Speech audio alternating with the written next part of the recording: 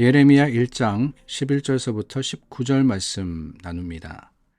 여호와의 말씀이 또 내게 임하니라. 이르시되 예레미야야 내가 무엇을 보느냐 하시매 내가 대답하되 내가 살구나무 가지를 보나이다. 여호와께서 내게 이르시되 내가 잘 보았도다. 이는 내가 내 말을 지켜 그대로 이루려 함이라 하시니라. 여호와의 말씀이 다시 내게 임하니라. 이르시되 내가 무엇을 보느냐 대답하되 끓는 가마를 보나이다. 그 윗면이 북에서부터 기울어졌나이다 하니 여호와께서 내게 이르시되 재앙이 북방에서 일어나 이 땅의 모든 주민들에게 부어지리라. 내가 북방 왕국들의 모든 족속들을 부를 것인즉 그들이 와서 예루살렘 성문 어귀에 각기 자리를 정하고 그 사방 모든 성벽과 유다 모든 성읍들을 치리라. 여호와의 말이니라. 무리가 나를 버리고 다른 신들에게 분향하며 자기 손으로 만든 것들에 절하였은즉 내가 나의 심판을 그들에게 선고하여 그들의 모든 죄악을 징계하리라. 그러므로 너는 내 허리를 동이고 일어나 내가 네게 명령한 바를 다 그들에게 말하라. 그들 때문에 두려워하지 말라. 내가 그들 앞에서 두려움을 당하지 않게 하리라. 보라, 내가 오늘 너를 그 온 땅과 유다 왕들과 그 지도자들과 그 제사장들과 그 땅 백성 앞에 견고한 성읍, 쇠기둥, 놋성벽이 되게 하였은즉 그들이 너를 치나 너를 이기지 못하리니 이는 내가 너와 함께하여 너를 구원할 것임이니라. 여호와의 말이니라. 예레미야가 두려워했습니다. 하나님께서 부르셔서 하나님 말씀을 전하라 했음에도 불구하고 그 마음속에 걱정과 근심이 있었기 때문에 하나님 앞에 할 수 없습니다 라고 변명을 했습니다. 그 마음을 아시고 하나님께서 선포하셨죠. 내가 너와 함께하리라. 이미 내가 너를 택하였고 또 너를 사용하기로 했으니까 걱정하지 마라.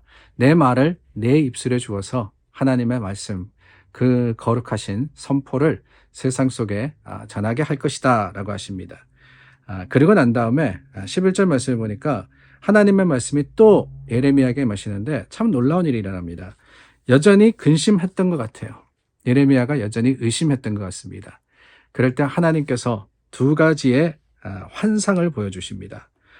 먼저는 살구나무 가지를 보여주시죠. 사실 좀 생뚱맞습니다. 아니, 하나님 앞에 말씀의 그 확고함과 하나님의 뜻을 보여주시는데 살구나무 가지가 뭐냐? 도대체 이 의미가 뭐냐라고 생각하실 수 있을 것 같아요.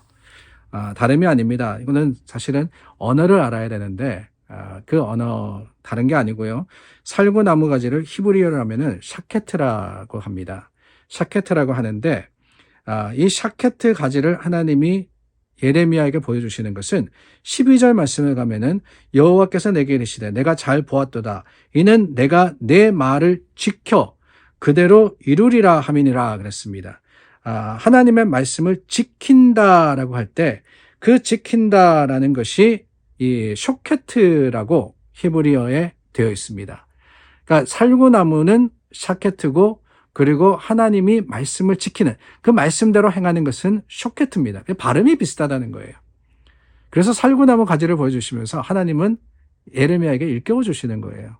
봐라, 내가 내 말, 내 선포를 그대로 지켜 행하리라 라고 하신 겁니다.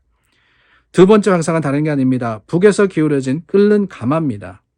이 가마는 우리가 알고 있습니다. 이스라엘의 역사를 돌아보건대 다름이 아니라 바로 북방의 세력, 북에서부터 남으로 기울어졌다. 그 끓는 가마에서 흘러내려서 그것이 모든 것을 덮을 것이다. 그러는 것은 예루살렘이 무너질 것을 하나님이 선포하신 거예요. 바벨론이 남유다를 공략하여서 그 땅을 멸망시킬 것. 그것을 바로 하나님은 예언하시는 겁니다. 그런데 여러분 여기 중요한 것이 있습니다. 그렇게 북방 세력이 예루살렘을 덮치는데 그 이유가 뭐냐? 다른 게 아니에요. 바벨론이 힘이 있어서가 아닙니다. 바벨론이 강국이었고 이스라엘이 약국이었기 때문에 땅을 빼앗겼다. 그게 다가 아닙니다. 오늘 말씀 속에서 하나님은 분명히 선포하시는데 그 이루어지는 모든 것들이 뭐냐? 다름이 아니라 바로 하나님의 계획이고 섭리임을 말씀해 주십니다. 이스라엘의 죄에 대한 심판, 이스라엘이 깨닫지 못하고 돌이키지 않고 여전히 하나님 앞에 죄악된 모습으로서 행했을 때 하나님은 그 죄를 두고 보지 않으시고 심판하셨던 거예요. 그럼으로써 그들을 이스라엘을 바벨론에게 맡기십니다. 그러니까 바벨론이 힘이 있어서가 아니라 하나님이 힘이 있어서 이 일이 벌어진 거예요. 그런데 여러분, 여기에 중요한 게 있습니다. 왜 그러셨느냐? 하나님이 왜 죄에 대해서 심판하시면서 바벨론에게 이스라엘을 멸망하게 하셨을까? 이게 중요한데 그 이유는 다른 게 아니라 어제 말씀에 있습니다. 10절 말씀에 보니까 내가 오늘 너를 여러 나라와 여러 왕국 위에 세워 내가 그것들을 뽑고 파괴하며 파멸하고 넘어뜨리며 건설하고 심게 하였느니라 하시니라 라고 했습니다. 하나님께서 이스라엘에 대해서 말씀하셨는데 사실 여기 나오는 표현들 뽑고 파괴하고 파멸하며 넘어뜨리며 건설하고 심는다라는 것이 중요한 겁니다. 그게 바로 하나님의 이스라엘을 향하신 하나님의 백성들을 향하신 뜻입니다.